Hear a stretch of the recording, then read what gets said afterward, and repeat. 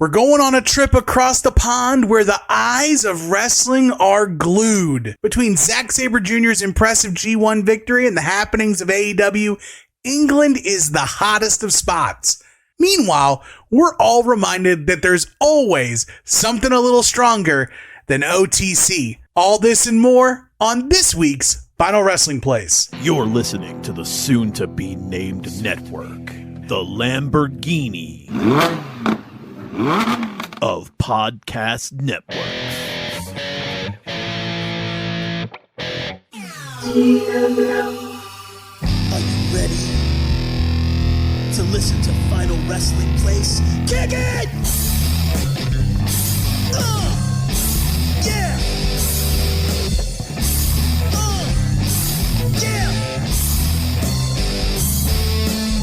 You wanna be in the good place, fool?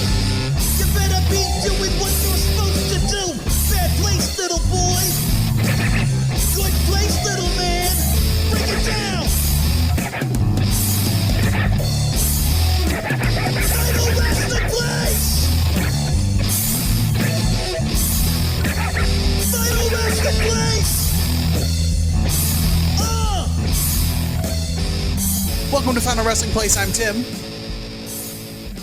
I am still Marcus. Oh, barely. you sound horrible, Lee Marshall. This week's AT&T phone report. I know it was 1-800-COLLECT, right? Yes.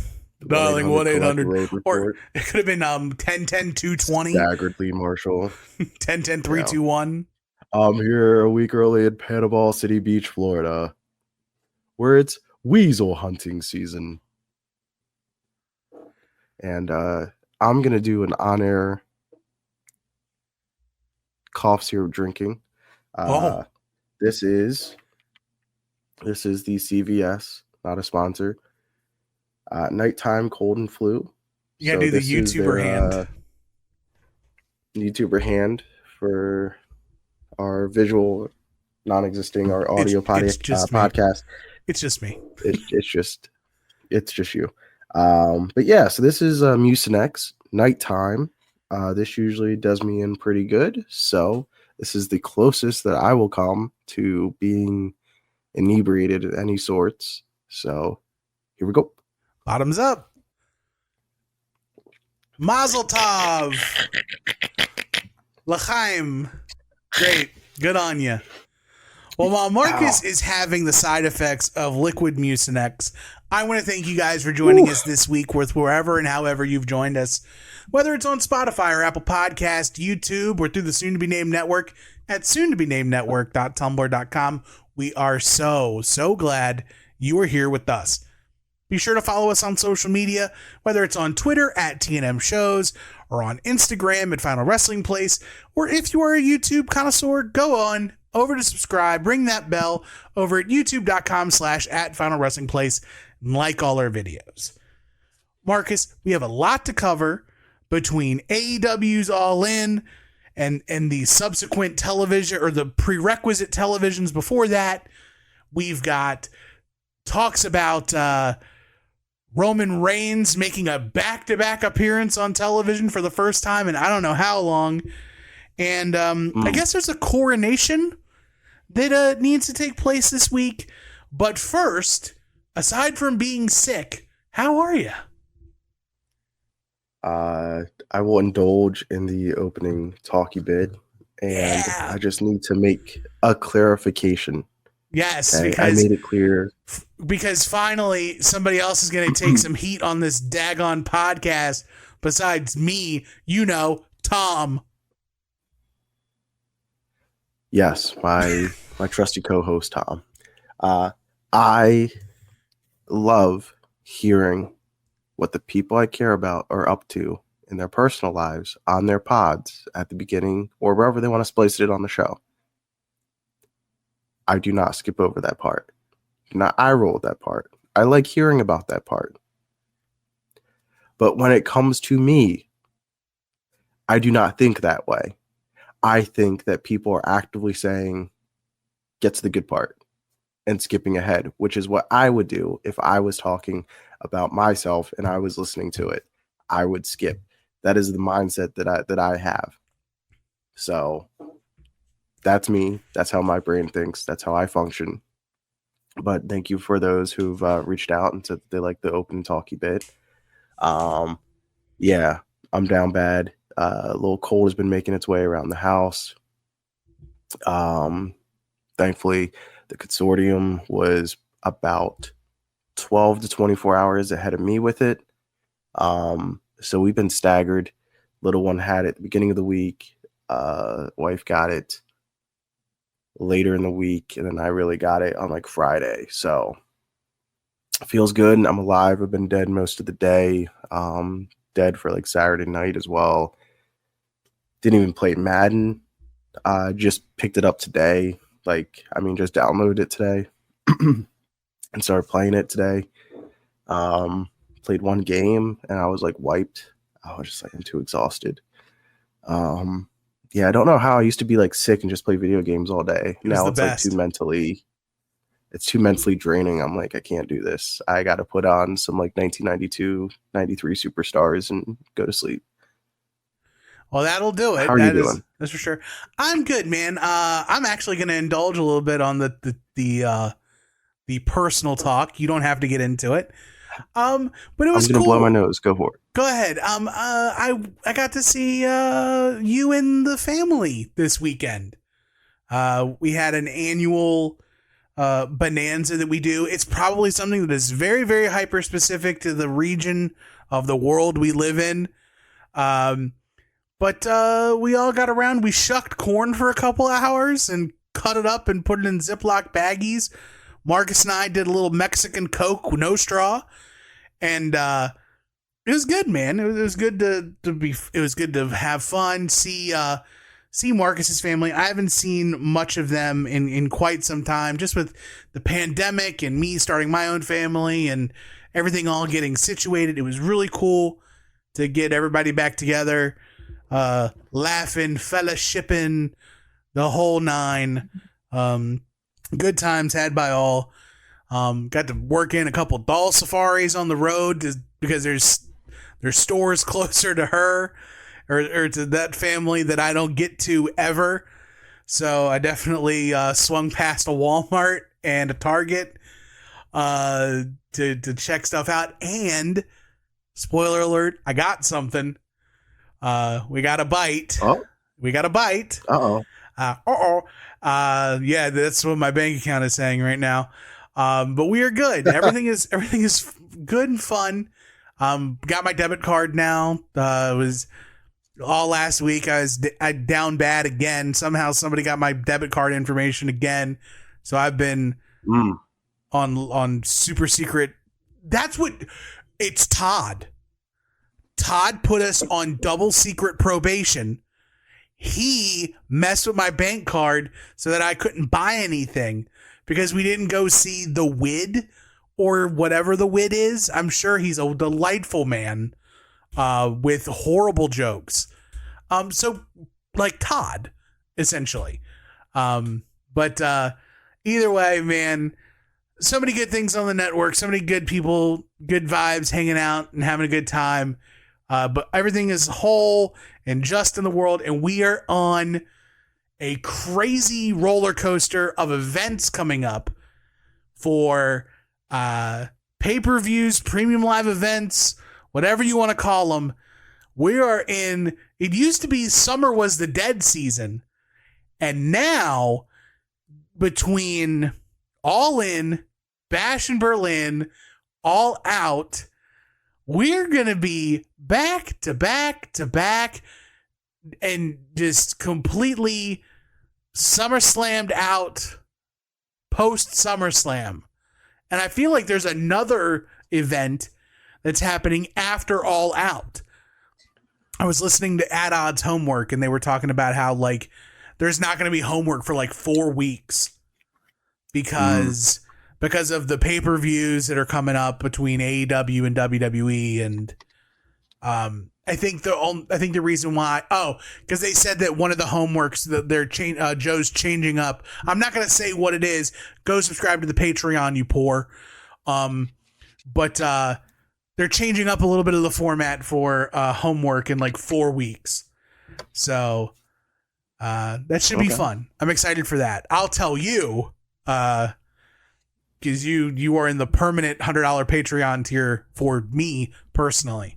But that's free of charge. So, but yeah, so glad you're here with us. Let's get right underway. Break the ice. Let's do. So you are dying. Marcus is actively dying. At some point, this is try going not to sneeze. This is going to be a one man. Ha, achoo, sneeze, ha, boof. This will turn into a one man show. You know how there's the whole thing about how like Vince McMahon hated sneezing? I hate because it. It's like you have control over your body. I don't know if I need to be put on the list, but like that's how I feel. I absolutely hate sneezing. I hate the act of sneezing. And I will sometimes like get upset with myself for sneezing because I'll be like, have some discipline, dude. Like, what is wrong with you? Get it together. Lock in. It's a lack of locking in. No, it's not. Like, don't sell. Sometimes dust bunnies get into your nose and you have to sneeze. Here's why I don't like sneezing. I have gotten now to be a certain age. Remember back in like 2004 when we were young kids and we're watching baseball and Manny Ramirez is out for 2 weeks because he sneezed? Was it Sammy Sosa? It was one of the big power hitters who was out for 2 weeks on the DL, 15-day DL for sneezing. And I remember you and I... 2004, it's Sammy Sosa. Yes. So you and I absolutely looked at each other and we're like, this is a joke, right? How could you sneeze and be on the shelf for 2 weeks? Marcus, let me tell you, I am at the age now where if I don't check my sneezes, I am on the DL for 15 days. I had a sneeze the other night, and I definitely like it got a little tight in my back real quick. Yes. So I was like, oh no. I have one. Granted, my back is probably in worse shape than some other people's because I've made the choice to land on it sometimes once a match. Daddy was a fall down man. 11 years, 10 years, yeah. But yeah, it hurt. Mine is I'm a big sneeze holder inner, where I don't do the big demonstrative dad sneeze of like, achoo. It's more of like I try to hold it and go, and like, no, I do that. And I feel like I am a member of the cast of Alien Romulus, where like the sneeze ball has created a xenomorph that is going to bust through my rib cage and just go on an entire spree of things. By the way, saw that this weekend. It's really good. That's the only spoiler is it's really good. So go see it, especially if you're a fan of the franchise. Enough of that. You guys got your nice little personality pieces. Let's do some blind ranking, shall we? Let's do it. Tim, would you like to give or receive? I'm a giver, baby. So I'm going to go ahead and give. All right. And this is based off of not to ask, but to give. but just to give. Not to want. Not to want, but just to send. Send the power of the warrior.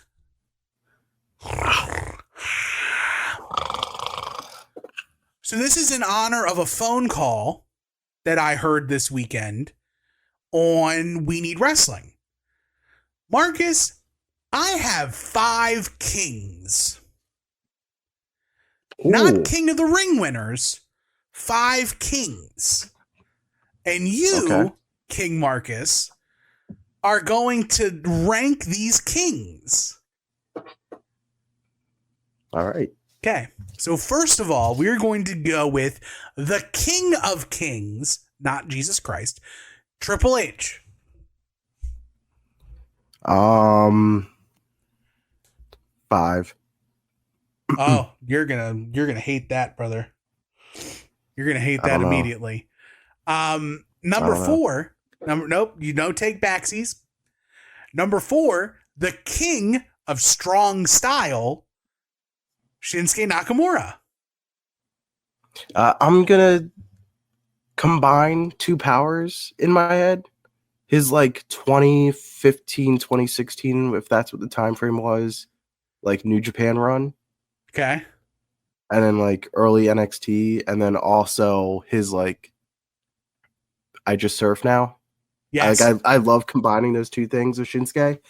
So I'm gonna go 3. That feels like a good midline. Okay. Next up is the King of Swing, Cesaro, Claudio Castagnoli. Gotta go 2. 2. Okay. So what you have left is 1 and 4. So up next we have 1/3 of the House of Black, Brody King.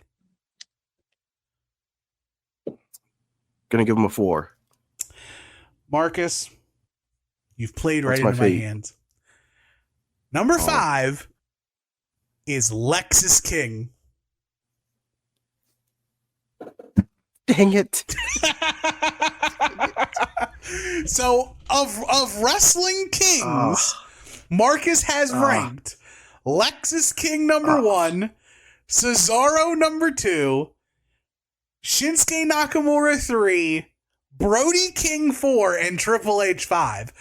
Somewhere Ed and DJ and everybody are smiling that Triple H is last, but they are also cowering in fear because Lexus King is first. Mistakes were made. Mistakes were made. I know what I blame didn't the know. scissor you're on. Yeah. All right. I'll Mr. put an Tim, asterisk. I am putting a big asterisk by that blind ranking for you. You are not in sound Yes, mind thank or you. body. Thank you. All right, Mr. Tim. Your blind ranking category is these 5 enhancement talents. Ooh, okay. All right. So number 1 out of the gate for you. You know you can't spell man without VIRGIL. I'm talking about Virgil. That's right. Yakazuma himself. So I'm gonna put Virgil low because I don't know if I view him as a pure enhancement talent. Mm-hmm. Because he's $1 million champion. He's been on pay-per-view cards across the up and down. He's a muscle man. He's a bodyguard.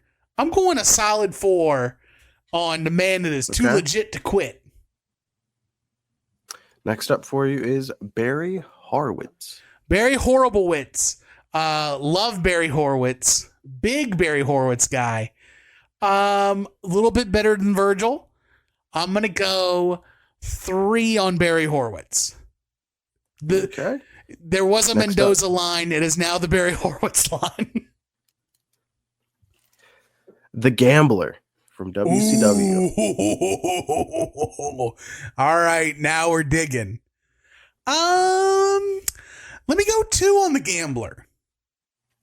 Okay. So now we're just playing a game of high-low. I gotta hope. That's right. Your next name is Roadblock.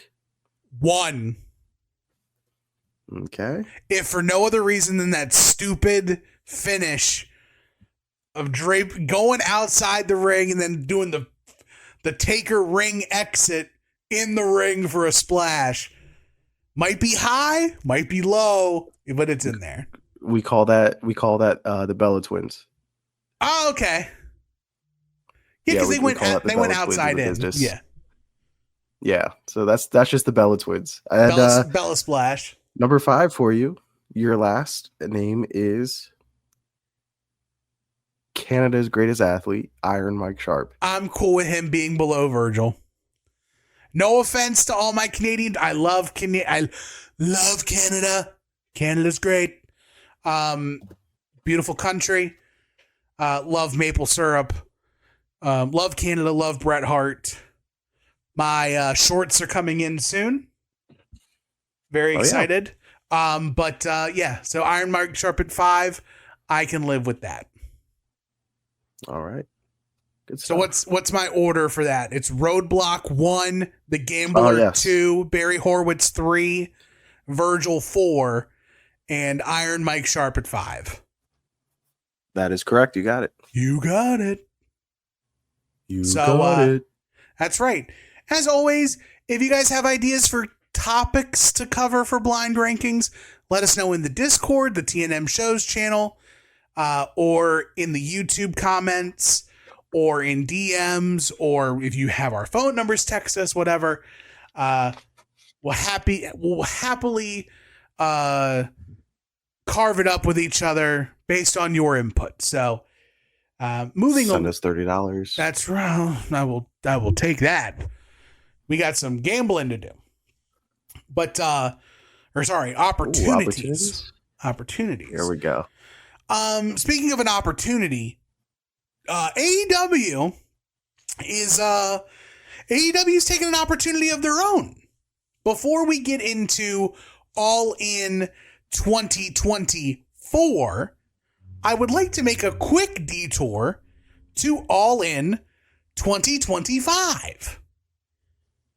Yes. So AEW this past week made the formal announcement that we have seen but haven't seen coming. There's a lot of news with a Z that's been going around of like, will AEW run a stadium show in the United States? And a lot of people are saying nah. A lot of people are saying yeah. Well, they made the announcement, and it is in their current home of their residency, deep in the heart of Texas. So, All In 2025 formally announced for the home of the Texas Rangers Globe Life Stadium in 2025. Marcus, is it a big deal? Yes, it is a big deal. AEW's only been around for 5 years. Right. And now I'm not expecting them to sell the place out. I am hoping that they can get 30,000 in there. I count that as a success. SummerSlam wasn't sold out. Nope. It's been. So, yeah, I expect to see some tarps, and that's okay. But I think that is a statement that you have an event now that is worthy and is associated with stadium shows, and the fact that they've run pretty much the biggest stadium for both of them coming up, that says a lot. And the fact that they're looking to go into Texas is, I think, pretty strategic. It's an untapped pay-per-view market for them, but that area is absolutely huge. If you're looking at, population or whatever, that is a big area. And they got a brand new stadium that hasn't been used yet for wrestling. They're the first ones in there. So, I think it's a great sign for them. I think it's a great sign of things to come. I don't think that you would schedule this event if you did not have a TV home lined up to lead up to this event moving forward. So, yeah, I think this is a great sign for AEW. Now, how hot is their product leading into that event? That remains to be seen. I'm still hopeful that it can get better than where they are at now. I'm giving up on them recapturing what they had, and I hate saying that because it's not like it was forever ago. But I'm hoping that with some people coming back from injuries, with maybe some new people coming into the company or leaving the company or whatever, I'm hoping that they can find their way back to or move forward towards something that is more my style and something that I think better suits them as a TV product. Right. I definitely get that. I do have a couple of follow-up questions that are kind of like, it's more in the minutia of it all. The first of which is, does this kind of between 2023, 2024, and now the formal announcement for 2025, does this pretty much solidify that All In is now the big show, like the WrestleMania, Wrestle Kingdom, not Victory Road, but what would you consider TNA's be? Bound for Glory, right? Bound for Glory. Bound for Glory. Is All In now the calendar staple show for AEW? And as kind of an aside follow up, and this is more looking at the calendar, it being so close to SummerSlam in like on the calendar per se. One, is this the major milestone show now for AEW? Like, does this remove all doubt? And two, do you think there's the possibility of flexibility or wiggle room to maybe shift it up or down the calendar to give space from a super mega show? Like, because the same year that they're doing, or no, they announced SummerSlam 2026 is 2 nights, right? Correct. Yeah, there's still one more one night. Still one more one night. So, but we're coming close to a time period where that end of summer, Labor Day weekend, bank holiday that Tony Khan likes to run is going to be consumed with a 2-night festivities, the likes of WrestleMania. So I know it's a lot to chew on, but do you think this is the milestone show for AEW? And do you think they should move it up and down the card? Or is this their home? Is this it? Kind of like King of Trios was always this time regardless. And like how WWE used to do it as well for like Survivor Series. Like it's the Thanksgiving weekend or Thanksgiving Day. Set your calendar. This is when it's going to be. And that's all there is to it.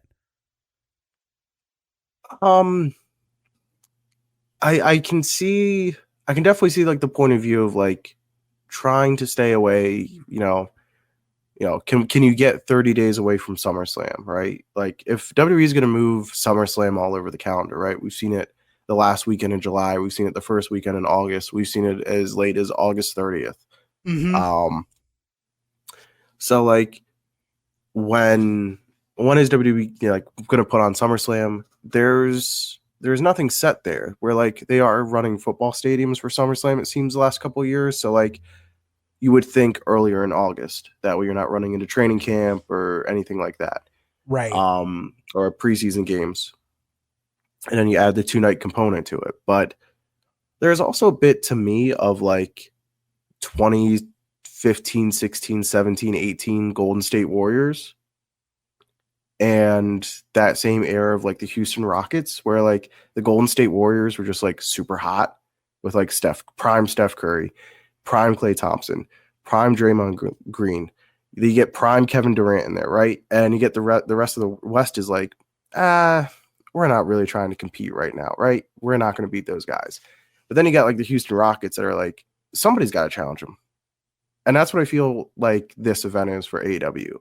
Where like they can move the rest of their events around, and they have shown that flexibility to be like, okay, like let's move this event a little bit further away from WWE. WWE came in and kind of took like that Labor Day weekend. I think last year they challenged them a little bit. Mm-hmm. I think with NXT. And they had moved to like Sunday or whatever. Right. And I think at some point you just got to put your foot down and be like, no, like we're going to withstand the challenge. And I think with this being AEW's one true destination event, where I think if you're a huge AEW fan and you have the means, wherever this event goes, especially if it stays, well, really, I mean, wherever it goes, you want to be there, whether that is, the 6-hour flight to London, if you're East Coast, or, if it goes back to an America run after they're done in London, which did they say they were going back to Wembley specifically for 2026? That was something I kind of conveniently didn't hear. I heard they were going back to London. I didn't hear they were going back to Wembley Stadium. See, I didn't even know maybe the those fact are they one of went the back to same. London. Yeah, they said they're going back to London after the Texas show. I can easily see them shifting to like the O2.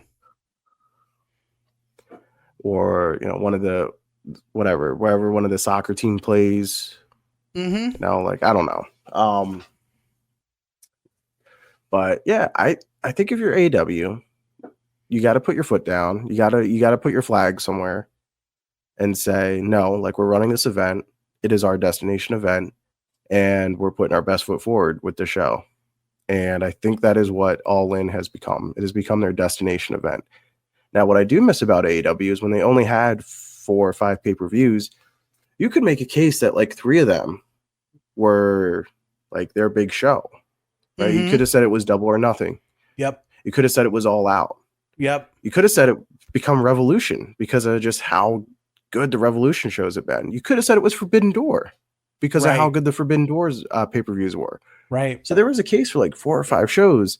And now that the pay-per-view market has been added onto with AEW, it's like, okay, there's less that kind of stand out just by addition. So, excuse me, had a medicine burp there. So I think it's become that All In is going to end up being their WrestleMania, and that All Out is kind of going to be like their backlash. Yep.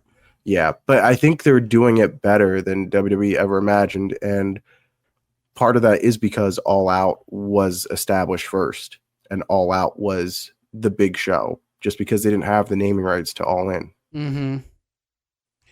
And so, I think also too, to like AEW's credit, so you mentioned that AEW is kind of doing it better than WWE did.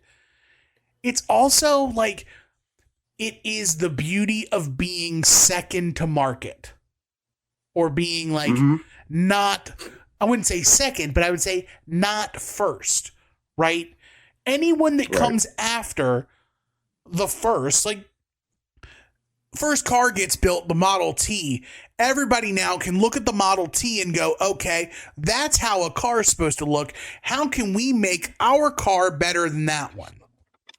Right? Right. Where there is something to be said that you can definitely give credit to those who dare to dream and do something big and be the first to do something huge. But to be the next person who takes the something huge and spins it out and iterates it in such a way that it is different, special, and almost bigger than the original, that's what you want, right? I always look to the expression from Winston Churchill, to improve is to change, but to perfect is to change often. If AEW just did everything that WWE did, they would just be WWE. They wouldn't be closer to that perfect entity. They wouldn't be closer to like what AEW is. They would just be WWE, right? And that's kind of what the problem had been for a lot of the other companies, right? You look at TNA. TNA had their something different. They were running the Impact Zone. They had the 6-sided ring. And then somewhere along the line, they were like, you know what we need to do to compete? We need to take the biggest name from WWF and the dude who almost killed the WWF and bring him to TNA. And in doing so, you create a smaller, lesser than WWE. You get rid of the 6-sided ring. You make it 4-sided. You try to go head to head with WWE on Monday nights. And TNA, some would say, to this day, is still trying to find themselves after the Hogan Bischoff era. Yep. They had an identity. It was perfect. Like kind of the Peacemaker or the Homelander meme. It was perfect. In every single way. I just don't touch it. It's great. And then it got shook up for the sake of shaking up. You can look to ROH too in a certain light too. ROH had their formula. They were ECW, baby. They were like a pure like a more wrestling focused, less hardcore, but they still had everything, and they captured that Ring of Honor. Ring of Honor captured the black hole that got left when ECW went away. And after a certain point, like, they started getting bigger than their britches, and then they start to become here. You know what we're gonna do? We're gonna get Jim Cornette, and we're gonna go on HDNet, and we're gonna do all this, that, and the other thing. And the Cornette era, very similar to the Hogan and Bischoff era, right? A lot of turmoil with the locker room and the identity of Ring of Honor, where everything that you thought was Ring of Honor is getting changed. And now you're getting Mike Mondos and all of these OVW finishes. People. Yeah. And like Kevin Steen's your bell cow, and now the new promoter is like, I don't like him. Like, yeah, I don't like the Steed and Generico act. Okay, idiot. These guys will never get over. Right. What does he know 10 years later headlining WrestleMania? But let's be actually real quick, a quick aside. Who is the wrestler that you have been happy to be wrong about? And I'll go first while you think about that. I think I have because my answer. Mine is Kevin Owens. Okay. / Kevin Steen. I did not think he was going to work in WWE because WWE would not let him work in WWE. Right. Like, if you just take this guy who is like the exact opposite of everything that you're about, and yeah, you bring him in, and if you let him do what he could do, then yeah, he's going to be great, but you're not going to do that. Yeah. You're just going to make him into another dude.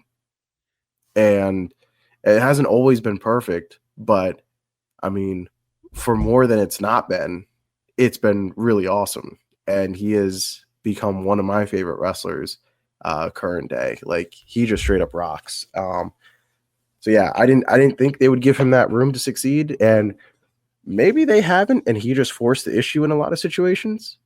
And there's the old saying, talent always prevails. Like, he has just always come out of the other end of things better off. Like, even if he does have the worst WrestleMania match ever with Chris Jericho, he always figures it out. Yeah, I think I have my answer, and it's kind of for a different reason. Right. It's the same reason, but the coin's flipped. Mine's LA Knight. Oh, okay. Because every time I saw LA Knight in TNA as Eli Drake, and then even his small run in the NWA, I'm like, yeah, I don't like it. Because it felt like seeing it not in WWE and seeing it in TNA and out in the wild, it felt like, he's a guy who's trying to do WWE stuff, not in WWE. Like, he's The Rock, he's Stone Cold, he's trying to be all these people, and it just feels cheap, right? It doesn't feel right. But what it was is he was a WWE guy who was doing his WWE stuff somewhere else and just needed to come home or come to WWE to fit the puzzle. He stood out, and he didn't fit a puzzle until he got into the WWE and became a part of the puzzle. And we probably needed even more time to pass from like the Austin era. Right. Because like, if you think about it, like, okay, when is Stone Cold like finally out of here? Let's say it's 2007, right? Like, yeah. Okay, Stone Cold's finally like, yeah, like he's there for the billionaire match, whatever, right? So like, okay, really, like to me, that's the last. Yeah, that's like the last like big thing that Stone Cold's really there for. But then like they bring in The Rock in 2011 for WrestleMania 26. And it's like, okay, well, like Rock is now not a stranger exactly. But like, yeah, we just needed more time away from everybody, everything, and LA Knight works, man. Yeah, but it's kind of the same thing, right? Where you don't think it's gonna work because you feel like it's cheap. And I feel like the closest answer right now, I think, to LA Knight, how I felt about LA Knight then is probably, and I don't want to put like words in your mouth or bring this guy up and then have him show up on the podcast, but like how I feel about LA Knight is probably how you feel some way about Joe Hendry.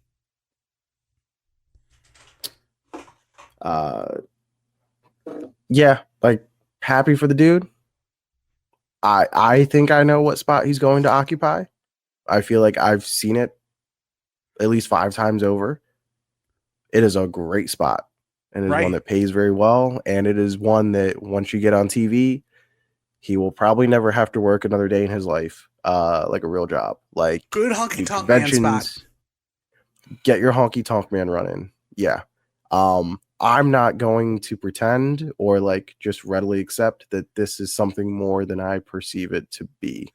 Like, I would kind of never just say like, oh yeah, I think Adam Rose is going to be WWE champion one day, which is like kind of where people are jumping to with like Joe Hendry, like and pretending that this is a lot more than it's going to be. Yeah.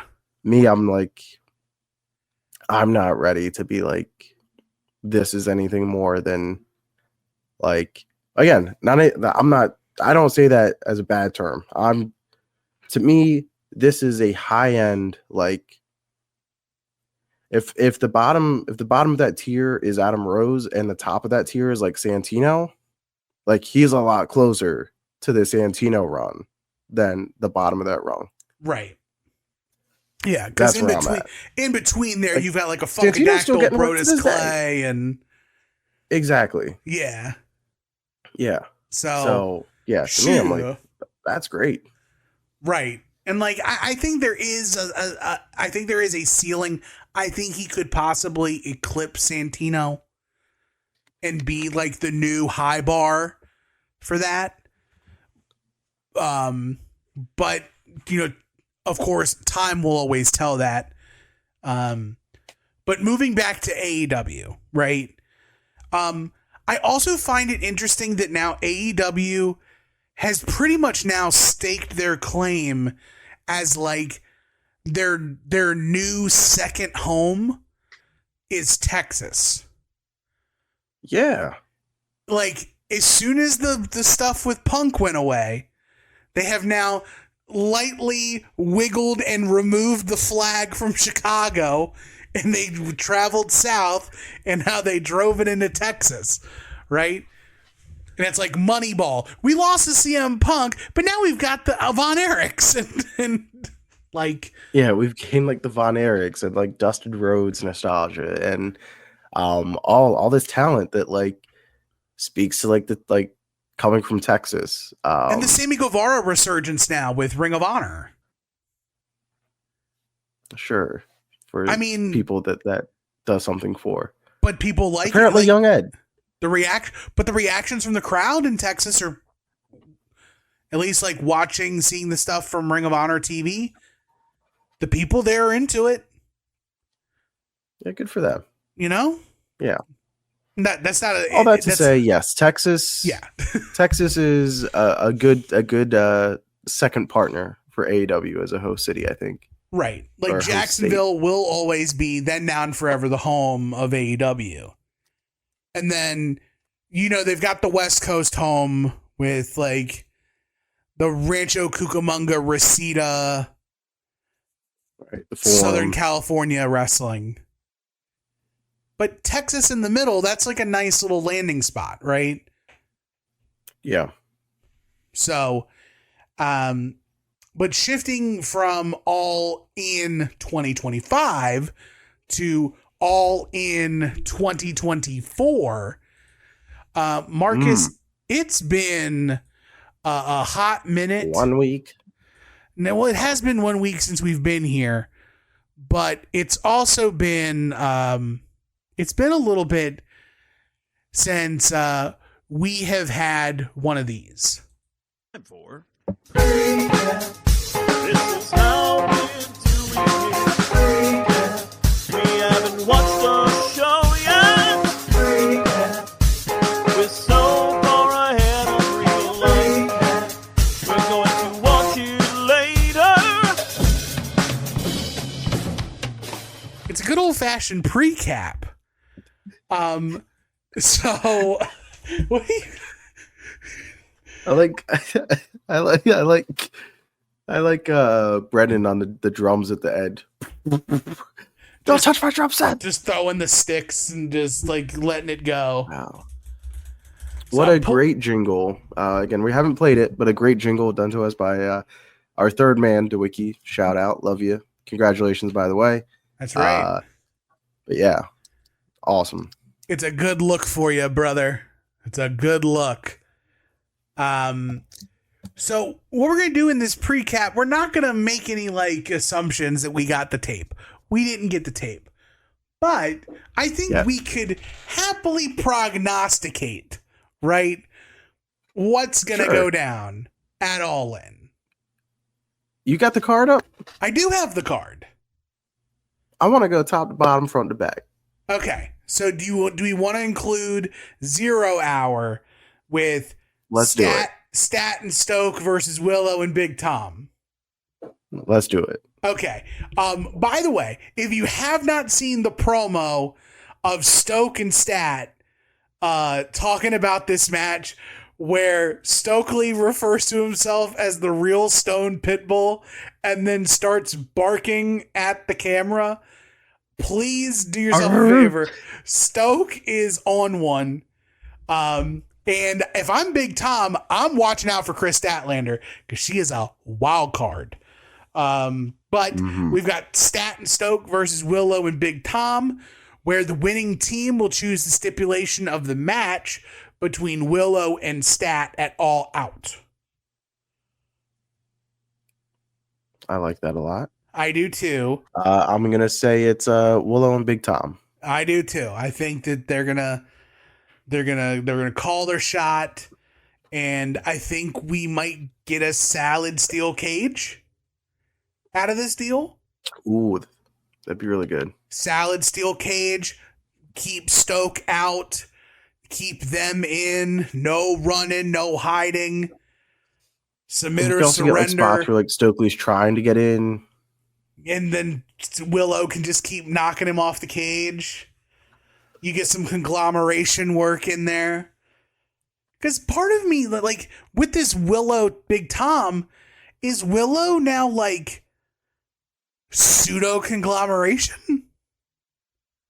Yeah, I think she's a secret conglomerator. I think she's a secret conglomerator, for sure.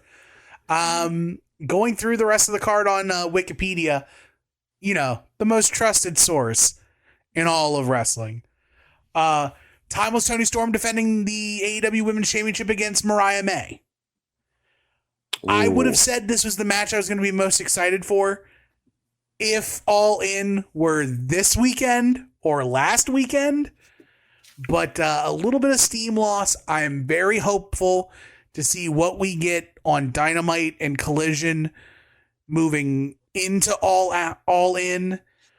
But needless to say, it's still going to be a really awesome women's title match. What do you think? Is there surprises in this match? Best surprise, no surprise. I'm going to say Mariah wins. Okay. Yeah. I have more intrigue in what Tony does to... On the chase? Yeah, on the chase. Like, does she evolve, right? Does she just run it back? Is it a new character? Yeah, I have more questions about Tony on the chase than, you know, who could beat her. Because then it becomes like, well, who can beat her? Right. Like, after all this. And then you run into, oh, well, who are we going to pull out to get her, right?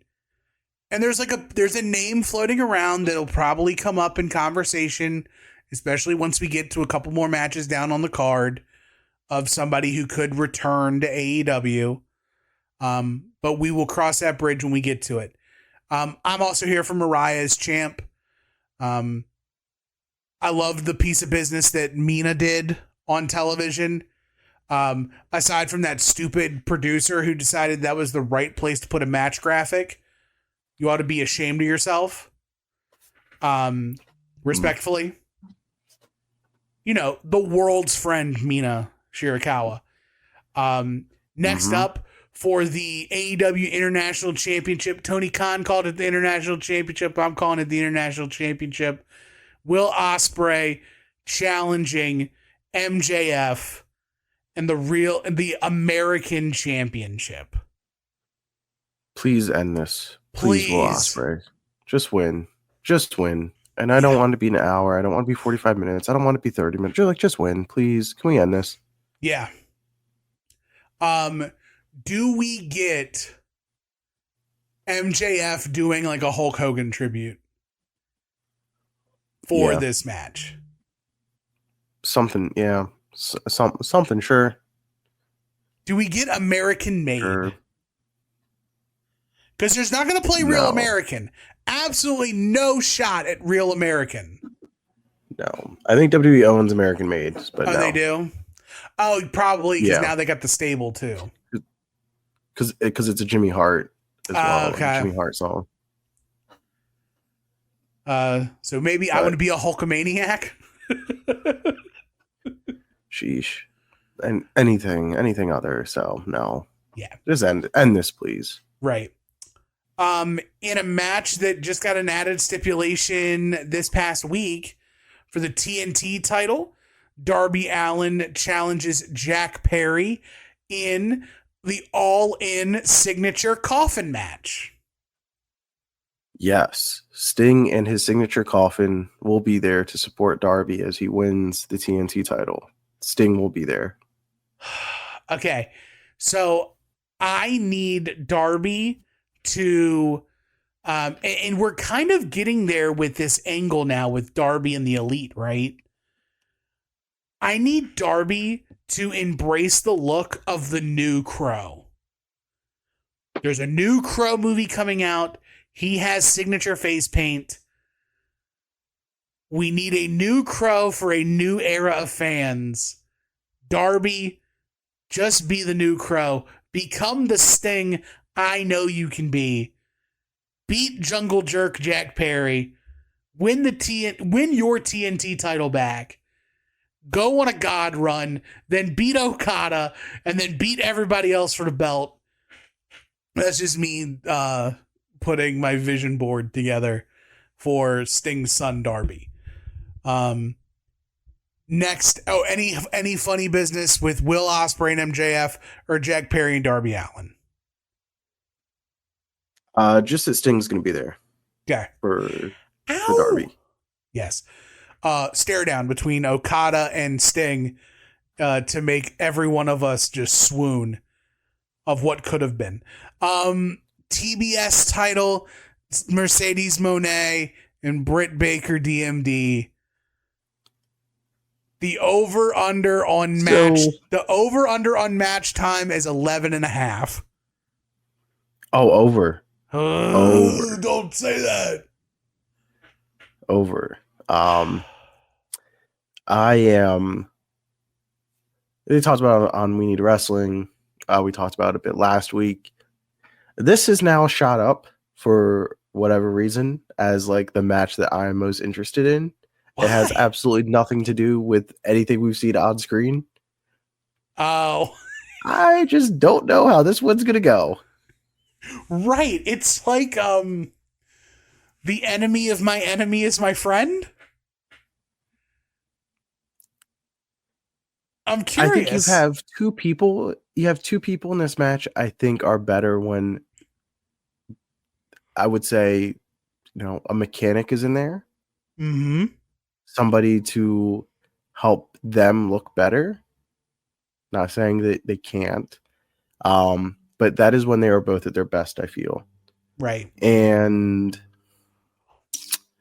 now it's just them against each other. So I don't know how this one's going to go. I know it's going to be long, I feel like. Everybody's going to try hard. We'll see how it goes. I have my doubts. I have my questions. I'm looking forward to it. Well, here's a question for you. Does Britt have an equalizer for Camille? And do we see that person before All In? or is it at All In, or does that person not exist? I'm saying that person does not exist. Okay. So DMD. I think Britt makes a save by herself. Okay. Gotcha. And you got DMD beating Mercedes, or no? I have no clue, which is why I'm really looking forward to this match. Is it that you don't have a clue, or that you don't care? No, I have no idea who's going to. This is not fair. This is me jumping to assumptions and conclusions. Look, Britt Baker, she's almost on Jon Moxley levels of she don't lose. Fair. Sasha Mercedes, she is also Hulk Hogan 1994. It doesn't work for me, brother. I don't lose. Coming in the convertible. Let me beat everybody and win the belt. Yep. So I have no clue. I'm going to say it's. I'm gonna say Mercedes retains. Okay. I'm curious to see what Britt, if it's Britt. I think she's got a little punk in her. And as a card carrying member of the Felicia, I'm gonna go with Punk. And all right, that's me. The Casino Gauntlet match, with Orange Cassidy being number 1. Mm-hmm. Is this the Ricochet spot? This feels like a spot for Ricochet. Yeah. I would actually love if they actually did hey, there's going to be up to 15 entrants in this match. We may not get all 15, but to have an actual number where this is going to end, that would be cool. Yeah, because they don't. They say that the entrants keep coming until there's a winner. Right. So I think Orange Cassidy wins. You think he gets it at number 1? I think so. Yeah. Okay. Cool. I mean, that's going to be interesting compared to what we see in the main event, which we'll get to in a bit later. But it is, aside from Ricochet possibly being a surprise, do you expect anything else in London, foggy London town? I don't know, maybe there's Grotto in here. Grotto? Grotto. I don't know that. Grotto is a place at Hef's Mansion or a pizza place in Delaware. And the wrestler's not the same? No. Okay, I thought it was all the same. All right. There's Grado and Grotto. Sorry, he's just like English Colt Cabana to me. Exactly. So Fanny Pat Colt Cabana. What are we getting Hangman and Jeff Jarrett? Well, if you check the promo, Jeff Jarrett wants to fight him in Cardiff or at All Out or All In or anywhere else. They can do both. They can fight. They can fight on TV and they can do the match at the pay-per-view. So let's do that. Strapation, get some fireballs shooting. That's what I need. I'm sick of Chris Jericho having a moratorium on fireballs, man. I need a real fireball. I don't want him to be a wizard. Speaking of which, the next match is the last chance match for the FTW title. Hook, Patch the Pirate, Hook, goes against the Learning Tree. Ugh, Chris Jericho. Give me Hook, and I'm going to guess. Old Tapes on Twitter had this take, and I think it's so accurate. Tape machines are rolling. He said that Chris Jericho is like a politician who knows when his approval rating is dipping just a little too low, and he knows when to turn it on to switch everybody's thinking until the next time his approval rating gets too low and he needs to do it again. Like the last time this happened, it was the Roosh match. Yeah. Or Bandito, sorry. It was the Bandito match. Right. And everybody's like, oh, what an awesome match. Like, 20 minutes on Dynamite and Bandito gets signed like right away. Yeah. Like that was the match, right? So yeah, that match, I think he just had it with Murder Grandpa on Dynamite a couple weeks ago. I think he's gonna have another one here. I think him and Hook are going to exceed expectations, and granted, that expectation bar is probably low, but I think they're going to have a fun match. It will probably overstay its welcome, but it will be fun. I expect Hook to pick up the win here. And yeah. Who do you got? I usually think that AEW does stuff stupid, especially with Chris Jericho, but you cannot, like, Hook is still a property. There's still something with that old silk hat with Hook. He's got to win the FTW title back. Yeah.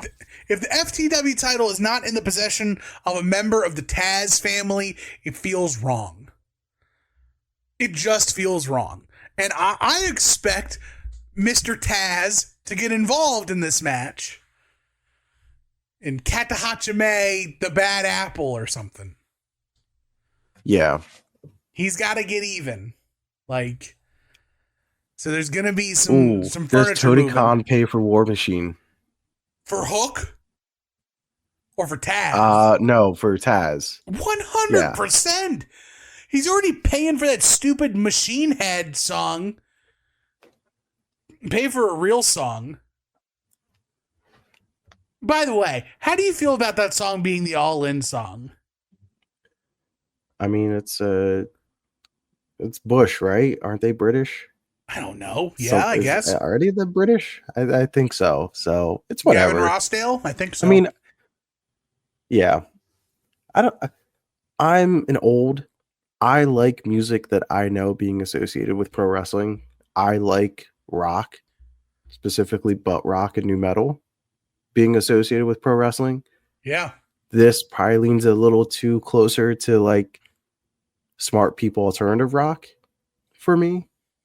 But it is rock, so I will take it. Can't go wrong with that.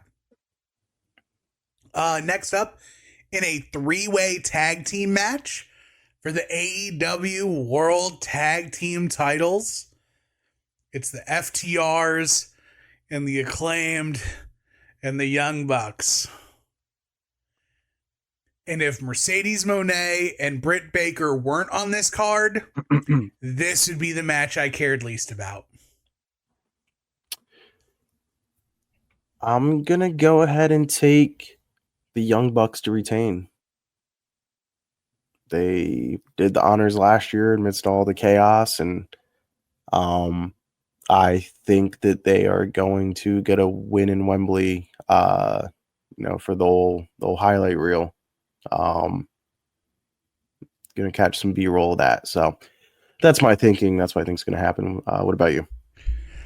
I like the idea of the Young Bucks. I'm ready to see the Acclaim split up. That's what I really want. I'm ready to see Anthony Bowens be his own man, regardless of how jacked and ridiculous Max Caster wants to look with that mustache. My only fear is that if you break up the Acclaim, then Billy Gunn is going to be left without a ship, and I'm not ready for Billy Gunn to go away. Yeah, I don't think they should break up the Acclaimed. I think they should keep them as an act and as a package. But I think, much like the New Day, I think they need to highlight Bowens, and Bowens needs to be the one in singles competition. Or what if they just both do singles? They're still the Acclaimed, but right. This is their hey, the band's breaking up and we're doing our own solo acts. It's like right. I'm ready for the Speaker Box Love Below era of the Acclaimed, where Max Caster goes off and he does his like experimental Love Below thing where he's telling a whole story and he's doing his whole rap stuff. Meanwhile, Anthony Bowens is doing his traditional rap album of just solid hits that everybody's going to love. I'm here for the Scissor King. I'm here for Anthony Bowens. But yeah, unfortunately, it's the Young Bucks. Next up is a 4-way, whatever the heck a London ladder match is, with the Patriarchy and the Bang Bang Gang and the House of Black and a mystery fourth team, which they have not announced yet. And I think that fourth team gets announced. It's either the match happens at Dynamite or is it Cardiff Collision? Okay. I'm taking a look right now at the notes here.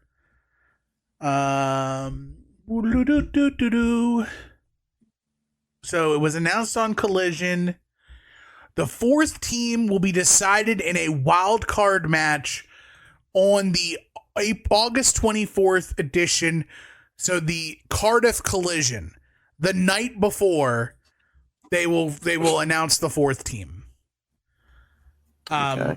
It doesn't matter. I'm going House of Black. Okay. I'm going Bang Bang Gang. Okay. Because I think maybe Switchboard Card Blade is coming back and ready to move some things. I don't know. What was he out with? Do you know what he's out with? Nope. Okay. So because you don't know, I'm going to assume it's just like a paper cut and he's back and ready to go. Do you have any thoughts on who that fourth team could be? Do you think it's an in-house already AEW team? Or do you think that it's like, do you think it's an outside surprise AEW team?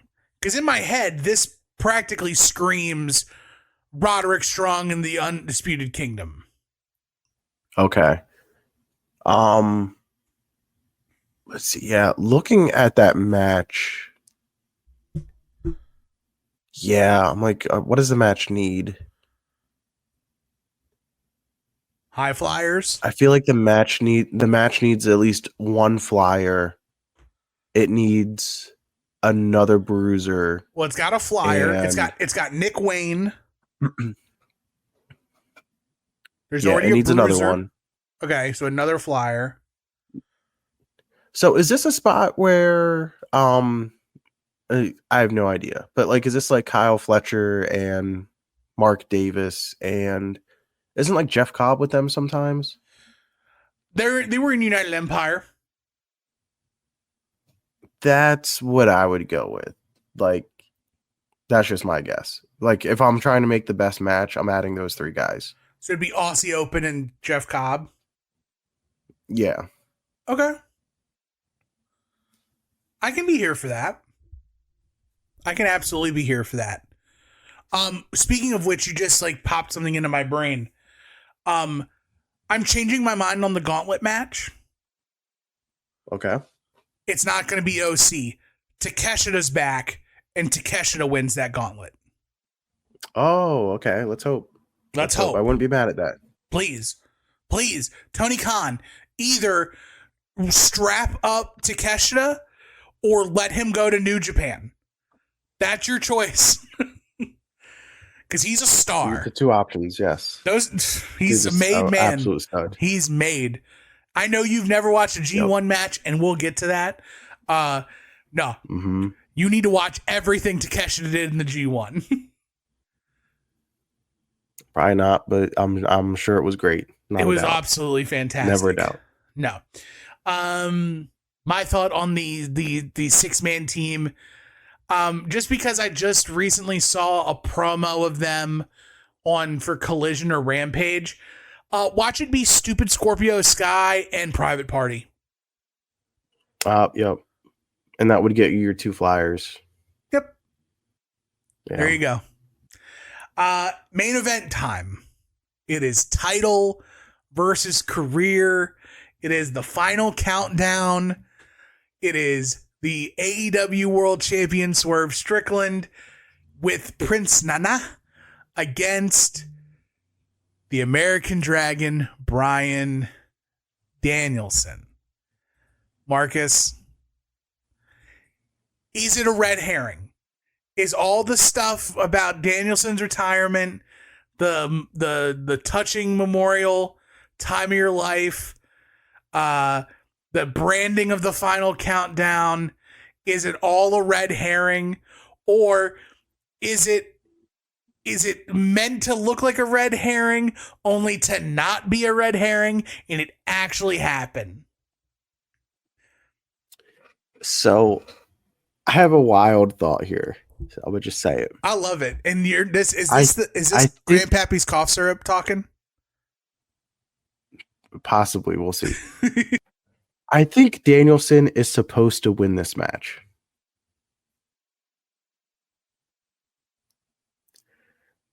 I would not be surprised if Danielson shoots the finish to lose the match and figure it out later. That kind of shocks me. Because he said he wants to wrestle till he's like 80 or however long he can, and like admires like Terry Funk, who had like 1 million retirements. Like, figure it out later. Yeah. I think this is gonna be. I could see him doing it. I think it'd be funny. I think it'd be hilarious. So if I have to give a hard answer, I'm gonna say Danielson wins. But unofficially, I would like to make the call here now. Danielson's gonna shoot the finish to lose. Okay. As a follow-up, I know the hot debate really is it time for Swerve to actually lose the title? Or can Bryan Danielson retire from AEW without holding the title? Like, what means more now? Danielson finally winning the title, even though he's said he's got a neck surgery that's coming up sooner rather than later, which could mean retirement now and the neck surgery, or that could be a red herring too. Or does Swerve need this win for his title reign moving forward? I think Swerve needs the win. Absolutely. Even though you just picked Bryan Danielson to win. Yes, even though I picked up Bryan Danielson to win. I think they need to keep it on Swerve. I would keep it on Swerve. It's just funny. Like, whenever there's like a young, new, fresh, arrogant, cocky, do whatever it takes to keep the title, win the title, and keep the title character, it's like, well, he's got to have the title for a year. Like, when it's a black champ, it's like, 2 months, we're good.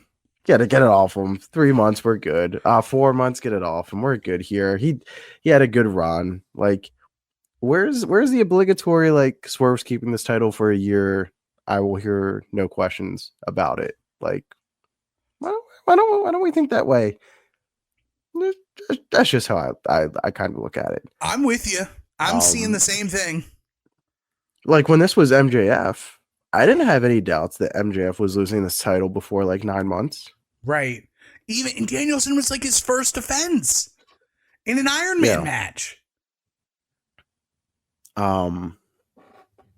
So I think give it to, like, Swerve should continue to get opportunities. He's knocked it out of the park.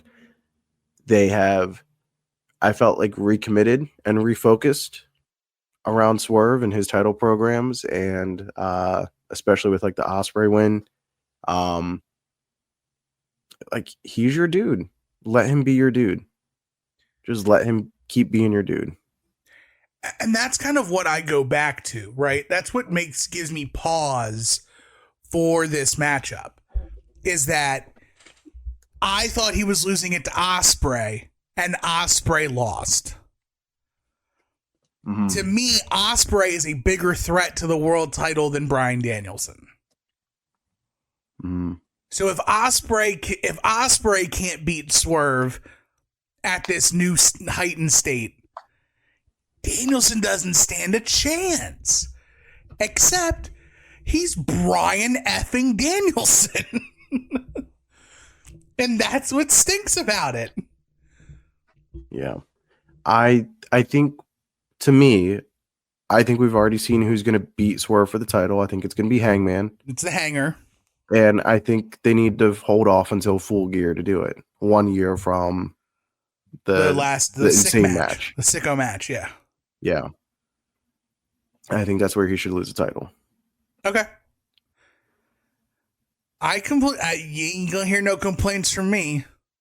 Unless At the earliest. Konosuke Takeshita wins the gauntlet match and has to fight Swerve, then Swerve's going down and we're strapping up Takeshita.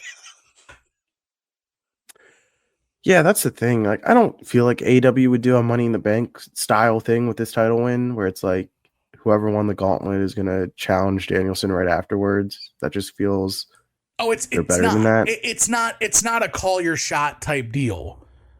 They get the title shot. I'm trying to think when exactly they said. I closed down Wikipedia. It should be All Out, but I think it is All Out. I think the winner, it's either at All Out or it's at Wrestle Dream. It just says a future AEW title match. okay. Yep, that is all that it says. Fair enough. No complaints. But All In's going to be fun. The in-ring is good. No matter how we've gotten here, whatever the roads we took to get to where we are, it is still good fun. It's good fun time. So, anything else on AEW before we kind of shift gears to the land of Titan? I mean, book Jarrett and Hanger. That's really it. That's really it. But let's head up to Titan Sports. Let's go to Titan Sports. And not much to really cover. I think WWE tried their best to follow up with they're going to try to follow. They tried to follow up as best they could with the best Raw, with like glimmers of hope and stuff. You know, Damian and Rhea, the Terror Twins, kind of doing their thing, and Bronson Reed being more big man, or as Marcus likes to refer to him as Bonza. I hate Bonza so much. But the one thing I want to talk about is the masterclass that took place on SmackDown on how to get that heat back. Mm-hmm. So there was a big hucklebuck that took place between Roman and Tommy Tonga and Solo Sikoa over the Ulafala. And, Roman just doing Roman things and washing the entire bloodline again. Until Jacob Fatu shows up in a boot. In a boot. And puts Walking the work Jones. in. Put the work on Roman. Yeah. If you needed any more proof that Jacob Fatu's the dude, he just washed Roman. There's like a different gear of selling that Roman gets into for Jacob than everybody else. And I saw that and I was like, okay, like we're not making things up. We're not trying to fantasy book. We're not trying to, just dump on Solo and highlight Jacob. Like, no, this is real life. This is happening.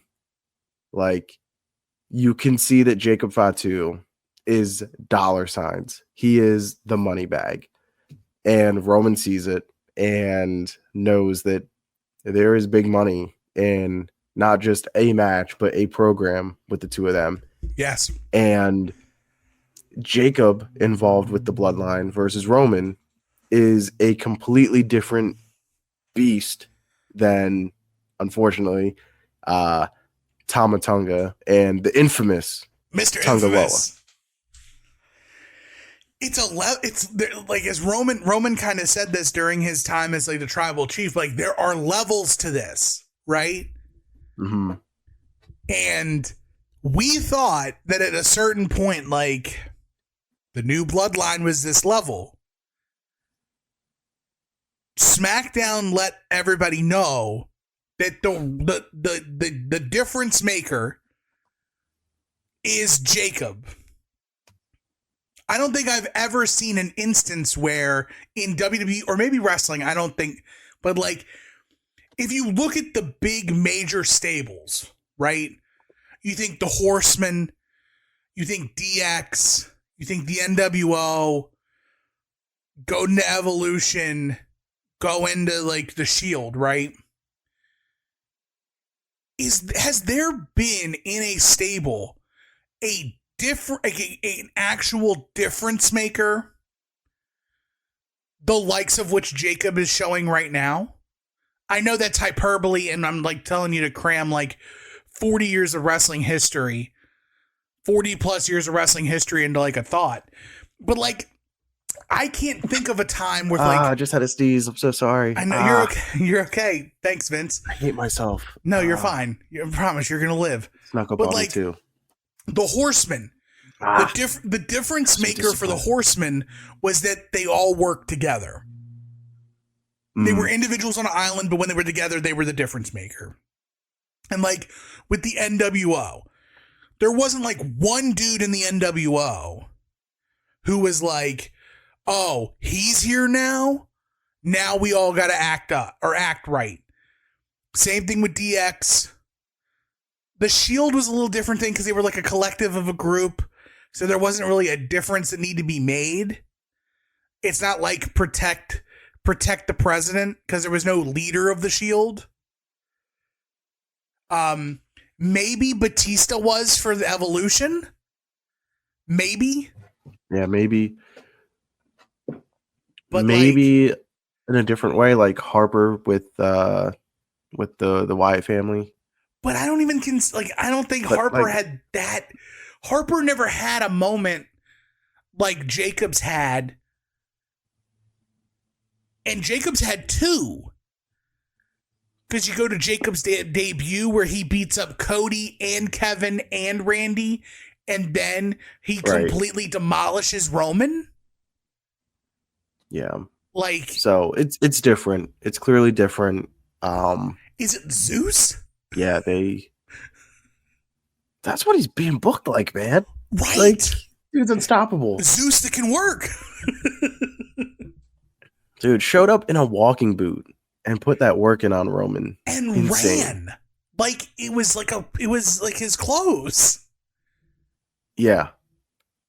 Like I thought his leg was like Dunzo. That Umaga squisher. Yeah. He hit the Umaga squisher in the corner. I would have swore he was going to go to the top rope and hit the big splash. Yeah. If he would have done that, all of my love belongs to Jacob Fatu. I would never say a bad thing about him ever again. It's like, this man's the GOAT. But like, has there been like a difference maker like that before?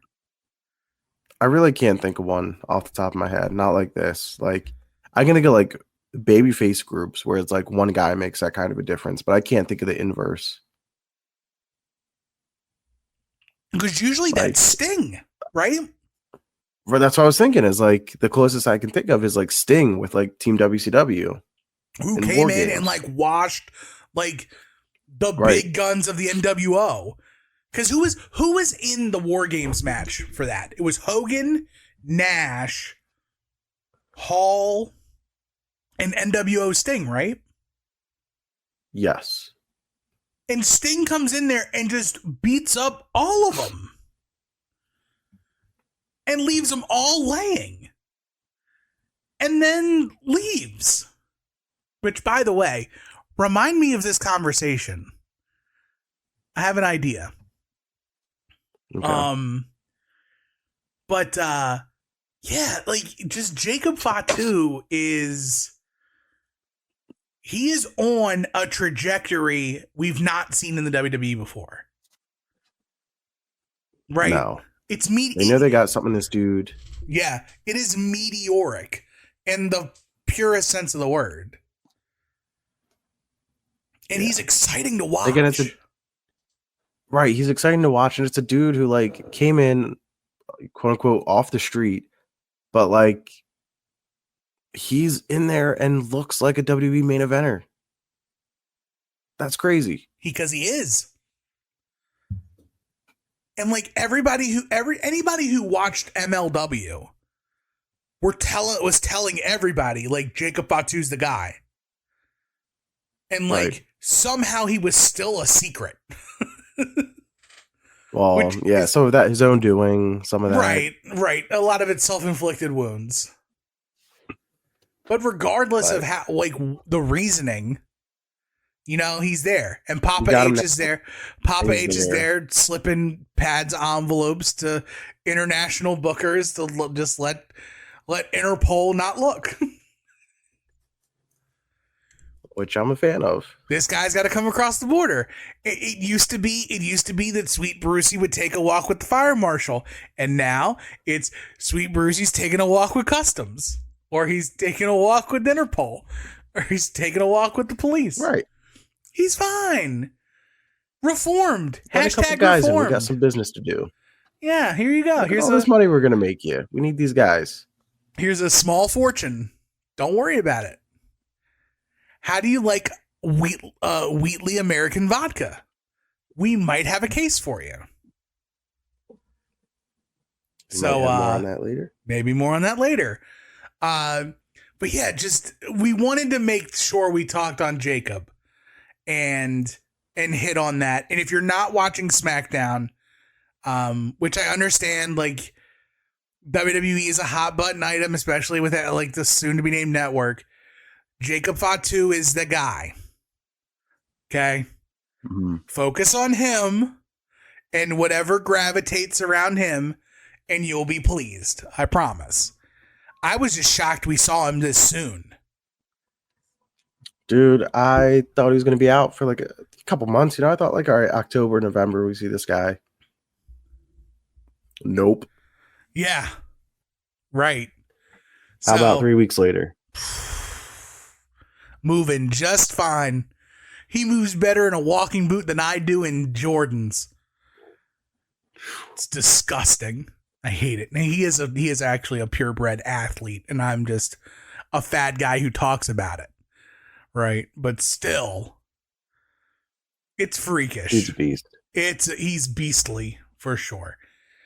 Anything else that comes to mind in regards to Titan and WWE stuff? Not for me. I thought it was a quiet week. Just a week where the machine keeps rolling along. That's right. Again, like I love what's going on with Rhea and Priest, but all that's kind of basic, just being done really well. You're exactly right. Yeah, when's their next event? Is it Bash in Berlin? It's Bash in Berlin, right? The week after All In. Okay, so it's All In. Yeah, they're still Bash in Berlin, All Out, and then nothing until Bad Blood, I think. Or is Wrestle Dream is somewhere in there? The Wrestle Dream should be October, and Bad Blood is also October. I think that's like the first weekend of October. Yeah, when is WWE Bad Blood? Let me see. WWE Bad Blood, October 5th. AEW Wrestle Dream is... Do we have I don't think we have a date on it. We do. October 12th. So literally the week after. Wow. is Okay. Wrestle Dream. Happy Hanukkah, Marv. Wow. All What a right. good lead up to my birthday. I'll take it. Yes, sir. But that's it on Titan. That's it for Titan Sports. Absolutely. So let's take a moment, and it's worth mentioning, but Zack Sabre Jr. has officially won the G1 34 Climax, or G1 Climax 34. And There you go. but specifically, Marcus here has won the We Need Wrestling G1 opportunity. Let it be known that Final Wrestling Place is the home of the best tournament wrestlers. Between the G1 opportunity or the fantasy football, when it matters, like the At Odds WrestleMania opportunity, that's a one match, that's a one show deal. You got to answer 10 questions right. And that's on lockdown with the man who holds the keys to the WrestleMania opportunity. But when it comes to long hauls, many nights, many weekends, putting pen to paper, making stuff matter, it's me and you. And if I have to lose my crown to anybody, I'm glad it stays in-house. Well, Tim, thank you. Thank you for doing the honors. That's right. It's a time-honored tradition. I You know? appreciate it. Kofi I don't had know. to walk so Big E could cash in. I don't know if I'm gonna give this crown up in a year or not. We'll see. If you want to and you want to slide it back to me, I'll take it next year. We can just keep it in the Remains house. to be seen. Same pedestal. But I gotta say, the same way it pedestal, fits we'll right just- now, the way it's fitting right now, it feels pretty good. It looks good. And It looks great. Thank you to DJ and Brett for running the G1 or the We Need Wrestling G1 Climax 34 opportunity. Yep. I appreciate it. It was a little lot of mouthy. fun. I thought that everybody did really well. It was neck and neck for a long time, even at the end. Yeah. It's a pretty tight race. But I had to win. Right. I had to win. I knew it was coming home to one of us. And I'm going to ladle some of the warmth. A win for you is a win for me. I love when my homie wins. So I am not mad. I'd have been more mad if it had been an inside job and one of those We Need Wrestling guys would have somehow won on a technicality. I mean, how are you going to not count a forfeit? Counts as a win, though. Counts as So a it win. was close. It was You close, know? but it counts as a win. It was That's right. the one I had that dude getting the whole time, but got it when it counts. That's right. So Close, man. But yeah, it feels great to win. I'm happy to win. I absolutely love winning. Crushed, dominated the field. Never a doubt. Much like my Kansas City Chiefs. Maybe I'll go back to back. Well, so here's the thing. If the soon-to-be-named Network Fantasy Football League comes back off, the history book states he who wins the We Need Wrestling G1 opportunity goes on to win the fantasy football. There we go. So maybe everybody in the soon-to-be-named network is just sick of me and you winning stuff. And they just don't want to do it. Point. Right. I'm They're gonna get happy sick to of it. come. I'm happy to be in fourth place behind the wiki and one half of We Need Wrestling, whoever that was. I'm happy to play fourth banana to you. I will always play fourth banana to you. The only way it could have been any sweeter is if we shake and baked them and we just slingshot it and get us both next year, baby. That's the I will happily play Cal Naughton Jr. to your Ricky Bobby for next year's G1 opportunity. I am a hyper competitive person. I know you are. And the only thing to a sickening degree. Yeah, the only thing you're worse at than winning is losing. Yeah. I don't. Well, yeah. I mean, you observe me, so yeah. Okay, I will take that. Marcus, I've seen you when your sports team loses. I was there when the Chiefs didn't win, and you were an inconsolable little big titty baby for about 25 minutes. Oh, look, the wins and losses are both passionate experiences. Yeah, it did feel that way. But we won 2 since then, so that helps a little bit. It does. But yeah, thank you for DJ Brett for running the opportunity. Thank you, boys. Track of all that. It was a lot of fun, and I look forward to winning again next year. Me too.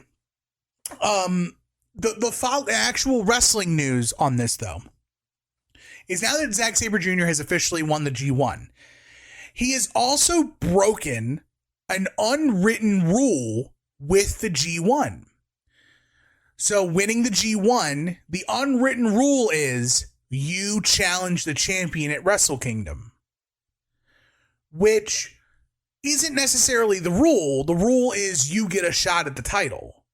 It just, everybody up until this point has been like, well, I wanted Wrestle Kingdom.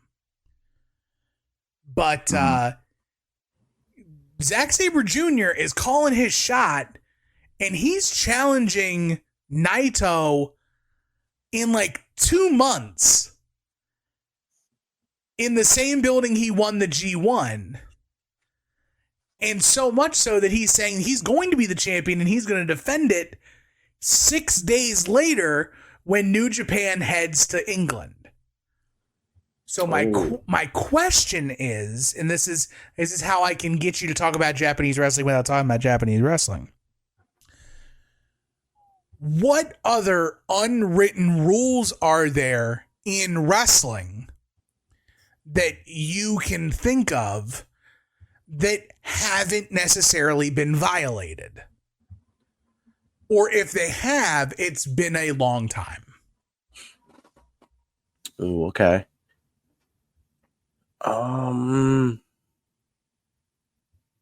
That's a tough one because I could think of like the opposite easily. Or like, to me, like if you win King of the Ring, you get a title shot at SummerSlam. I just think that should always be a rule. Which they gotten back to this year, but it's been a while since they had done that. So, man, it's tough because wrestling violates, especially WWE, violate their own rules so often. It's tough to find one that's like strictly adhered to. So, of course, there's always like the Rumble WrestleMania thing, but like John Cena used that back in 2008. So I don't know, and like guys have put it on the line before, like Rey Mysterio. So yeah, I don't know. That's a tough one. I don't know. Do you have an answer? I don't really. Well, I think the last one that I can think of that was broken was Austin Theory's Money in the Bank win. Okay. Where he cashed in on not the world title. Right. Which is stupid. Like, if I have a title shot, why am I going to go for a lesser title when I could go after the big one, right? I guess if I can think of one, it's winning the Royal Rumble to challenge for the title at WrestleMania or the main event. The verbiage kind of changes every year, but like, I think it's not an exactly like original idea, but like there's been thoughts of like so and so should win the Royal Rumble to challenge the Undertaker for the streak at WrestleMania, like when that was a bigger thing. Right. Or if there's a bigger match out there to like forego the match and challenge somebody for like a big one-off, like The Rock or Steve Austin, like who is bigger than the title, and like what would that match be? So I guess that's probably the only one that I can really think of, because again, like I mostly consume AEW and WWE wrestling, Right. and a lot of those rules get violated all the time, so kind of don't mean too much. Is there one? So I guess what I can say is like a crossover is like, is there one unwritten rule that you think should be etched in stone? That like it should, like, don't mess with it. This is what it needs to be, and this is what it always needs to be. And there's no like, you can be cute with 99.9% else of everything else, but this thing is sacred. That if X, then Y. Money in the Bank leading to a world title match. Always? 1,000%. Okay. Always. Cool. That works for me. Because it's Money in the Bank. Why would you go? You have the chance to like rob a bank. Why would you take $50? Right. So true. Of course, I don't want to assume. I don't want you guys to assume that this is going to be the place for your G1 climax finale talk. Please, if you're listening to this and you are even remotely interested in anything that happened in the G1, listen to We Need Wrestling this week. DJ and Brett are going to do an amazing job covering the G1 finale, the return of Ryusuke Taguchi, the amazing finale to the G1 Climax tournament, and all the in-betweens, right? Who the MVP was, who we all know that's Takeshita, but just everything in between. They've done a fantastic job of covering the G1 this far, so it's only fitting they put a nice, beautiful bow on it this week. I'm very excited. I'm already excited. I wish I could fast forward time to get to that this week. But Marcus, I know that I said in the Discord that the Undertaker gave me the week off from having to listen to wrestler podcasts. But here we are.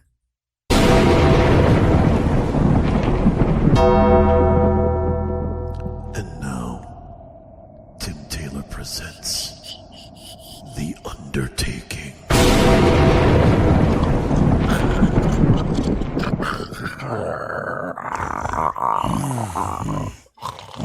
That's awesome. I'm retired. I'm not retired. That's right. I took a listen to a show that I already watch anyways, but I haven't done any homework for. And that is, what do you want to talk about? Cody Rhodes's Wheatley American Vodka propaganda machine on the WWE YouTube channel. And the only reason I'm bringing it up is because this week he had on the Viper, the Apex Predator, the Legend Killer, Randy Orton. And I have some notes, and there's 4 things I want to cover from this entirety. Some a little absurd, some... Go ahead. Is the first thing that Randy's been eating? I did not write down, we can talk about that now, that the holy trinity of gains is chicken, rice, and Nutella. Yes, Nutella. Randy tells a hilarious story that at King of the Ring, he stole a jar of Nutella from catering ate the entire jar of Nutella, and then fought man. Gunther. What a man. Oh, He what a claims man. the Nutella is why his traps are so big. That's it. All right. Say no more. He also said on the interview that he is 290 pounds. I do not dispute that for a second. That is a shoot 290. Yes. Yes, he is absolutely massive. He is gigantic. He's Gigantinosaurus. So 4 things to cover. I'm going to go from least important to most important, okay?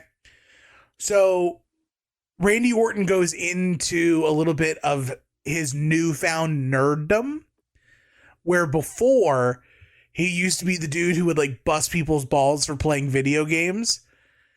Randy Orton admits that he has put in over 600 hours into a video game called Elden Ring.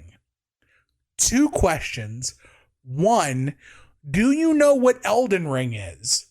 And 2, aside from a sports game, is there any game ever that you have put close to, or what is the one game aside from a wrestling sports video game that you've put any considerable hours into? I did know that Elden Ring was a video game. I did not know that it has been out for 600 hours. But I did know that it was a video game. Anything that I've put time in on that's not a sports or wrestling related, Pac-Man. Miss Pac-Man. Yeah. I put some time in. I remember there was a time we were really hot into Tetris too. Big Tetris guy, yeah.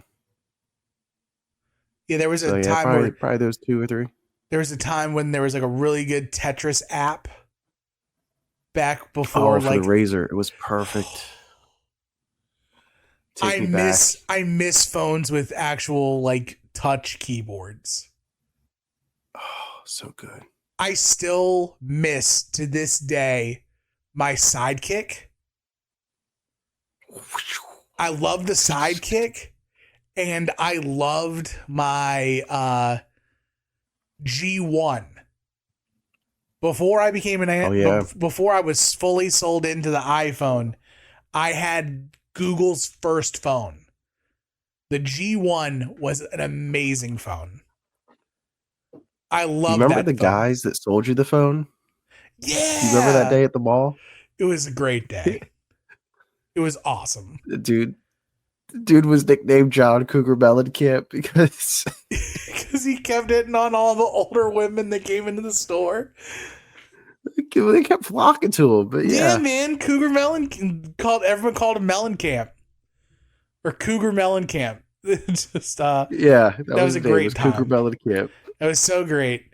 I think I still have the phone floating around somewhere. It is absolutely dead. But to go off of like a previous weekly purchase, I wish I could find what Adam found. You know, that like display he has of like the phone taken apart, where you have like the phone next to it and then like all the parts and like all the history of it. If they had that for the G1, I'd probably buy it. I love that phone so much. Okay, that's the nerdy part. 2, Marcus, do you remember hearing a story about Randy Orton in Mexico trying to blow up a hotel lobby with Paul London and Brian Kendrick? Nope, but I can guess what this entails, but go ahead. So they tell a story about how they were buying quarter sticks of dynamite, which is legal to do in Mexico. And somehow they got the federales involved. And in a taxi, Randy and Paul and Brian were driving around being tailed by the police. Randy hid the last stick of dynamite on the wrestler's bus, and then eventually finding it again, and it was that stick of dynamite that blew up a Mexico hotel lobby. I just found it as a hilarious story because I would have never thought in a million years that Randy Orton, Paul London, and Brian Kendrick would be in the same circle. I mean, it sounds like what a bunch of 23-year-old or 24-year-old dudes would do. Yeah. I found that to be quite hilarious. But the next two are a little more wrestling centric. They talk about John Cena and Randy Orton. And apparently Randy had a conversation with Cena soon before Cena announces his retirement. And Okay. Randy talks on the show about how like he's never made a pitch to WWE creative for anything. I can believe that. He was like, whatever creative gives me, I'm going to try to do my best for it. There's nothing I really want. But what he really wants is one more run with John. Okay. So much so that Orton asked John if he wanted to do something. And John was like, hey man, I don't know, whatever WWE creative has for us, we'll do it. If it's in the cards, I'm happy to run it back. But I'm just curious to see what they've got. And then like Cena had told Orton he was going to make an announcement, and Orton asked, hey, what are you doing? He goes, go ahead and watch the show. So Orton got kayfabe by Cena about the retirement and the announcement for that. So we have to get Orton Cena one more time, right? At first, I thought not, but yes. Now I feel like we're gonna get it one more time. Whether that results in them eventually teaming again, so that everybody hugs and feels good. But yeah, we'll get it one more time. Do you think it has to be at Mania? Or is that just like us Orton Cena stands? I think Because that's only it's only us. us. Okay. I think so. Fair enough. Like, I think that would be a huge match. Like, it's a big match to put, second or third from the top on a Mania. Like, you have 2 nights of Mania to sell, but that's a big one. But yeah, I don't know. Right. So lastly, Orton goes on record to say he wants to continue wrestling until he is 50, at least 50. Okay. And that his wife has said to him, I will tell you when you need to hang it up. So basically, Orton's got carte blanche to just ride it out, and Kim will tell him when to come home. Okay. But the question is... Hashtag RKO to Kim. Hashtag RKO to Kim. Then now forever. God bless Kim Orton. But they bring up the conversation and going to John Cena about the phrase greatest of all time. Mm-hmm. And Randy Orton is adamant that there is no greatest of all time in wrestling at all. He thinks that greatest of all time are an individual thing where it's individually based. There's not a universal greatest of all time. He said he likes Mount Rushmores. He believes in Mount Rushmores. He believes in top 5s, top 10s, and top 20s, but not greatest of all times. And Cody was very quick to say, Randy is in the conversation for greatest of all time. Mm-hmm. So do you believe that in wrestling there is a greatest of all time? I actually think Randy Orton's right. Really? So what I think is that there is almost like a Hall of Fame of guys to be considered the greatest of all time. Like And of those guys, not to like steal the elite, but like the best of the best. yes. And of those guys, you pick your favorite. Whether that's Danielson, whether that's Steve Austin, whether that's Terry Funk, whether that's Bret Hart. Whether that's The Undertaker, Sting, or The Great Muta. There's probably 20 guys maybe in that conversation. And who you pick kind of like represents almost your style of like wrestling. I think that's how I like break it down in my head. Gotcha. And yours, are you forever etched in stone that the greatest of all time is Bret Hart? Or are you, now here's what I'll say. Here's my question. Because there's a couple of other names that you mentioned of wrestlers that are still doing it today that you're also super fond of. Mm-hmm. Is Bryan Danielson anywhere close to Bret Hart?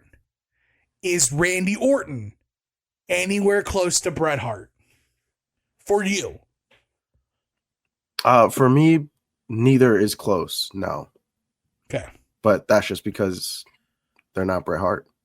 Right. Fair. I think I've finally come to terms with the fact on who number one is for me. Of the entire conversation, how I've always said that like my wrestling fandom is very much like the religious Holy Trinity. Like God the Father, God the Son, God the Holy Spirit. I know who my Jesus is, who my front man is for those three.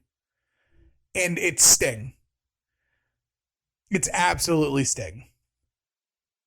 Nobody, like, while I still have a guttural emotional reaction to like Muta or Undertaker, like Sting is it.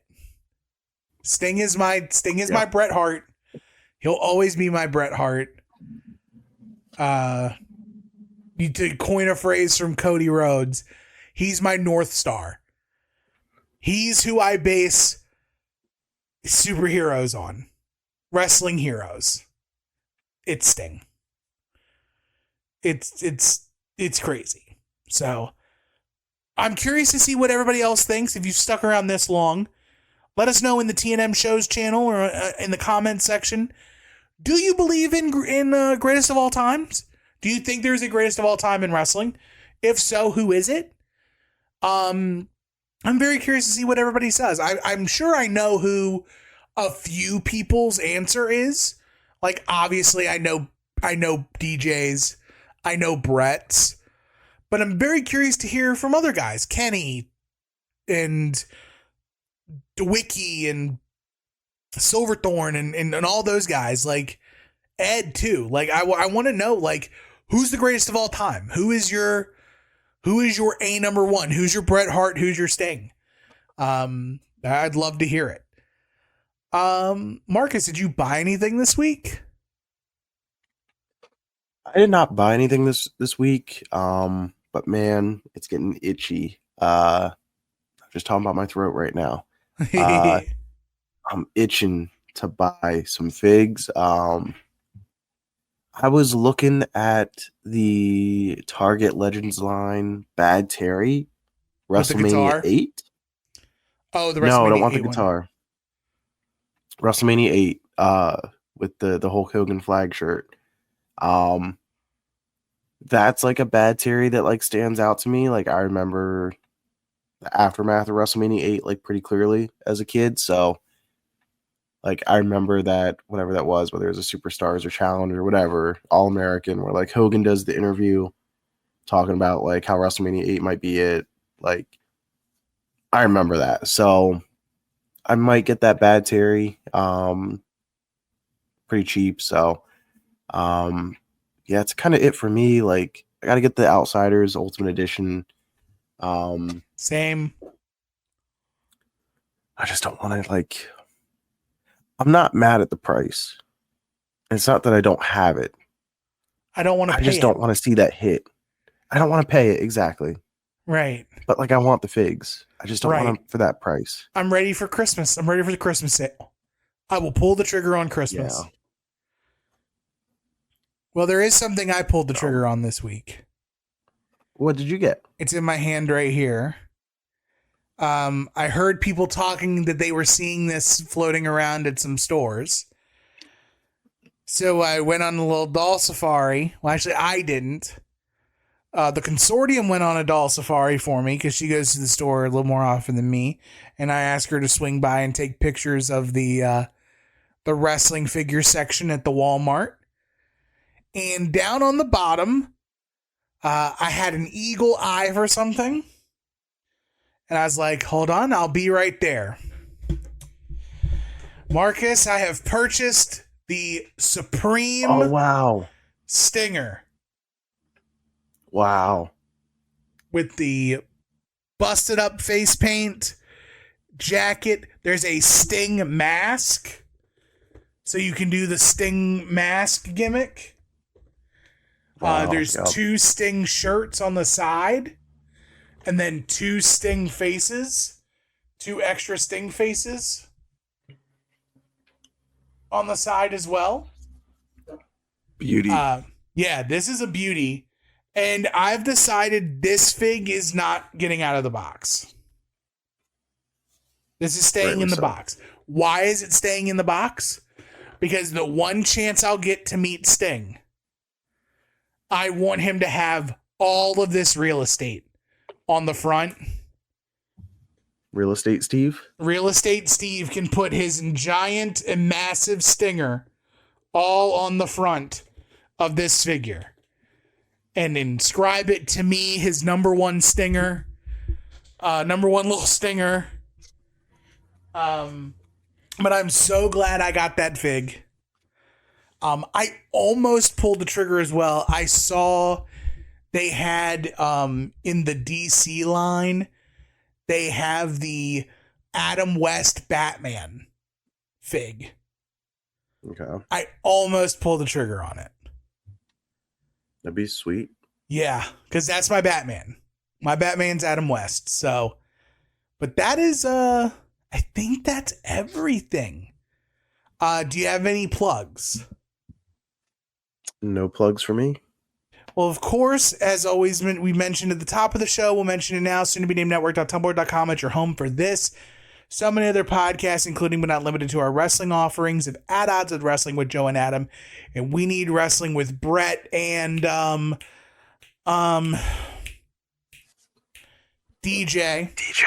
Yeah, DJ, that guy. At STBN Network on Twitter is your spot for everything. Wings on Wings, Longbox Heroes and Longbox Heroes After Dark, the whole 9. Check everything out on the Patreon. Check everything out on social media for that. A huge shout out to our third man, DeWicki. He's responsible for all the sounders you hear on this podcast and across the soon to be named network. We love you. If you want to follow us on social media, you can. At Not the Tool Man for me, at the Wrestling Speakeasy for Marcus, if you know, you know. At TNM Shows on Twitter, at Final Wrestling Place on Instagram. We will be back here next week to talk Fallout from All In, plus everything else and so much more. It's going to be a crazy 3 weeks of content for us. We appreciate it. We're still up to something. But right now, though, Marcus, all that's left is to tell the people a goodbye. Goodbye, boys.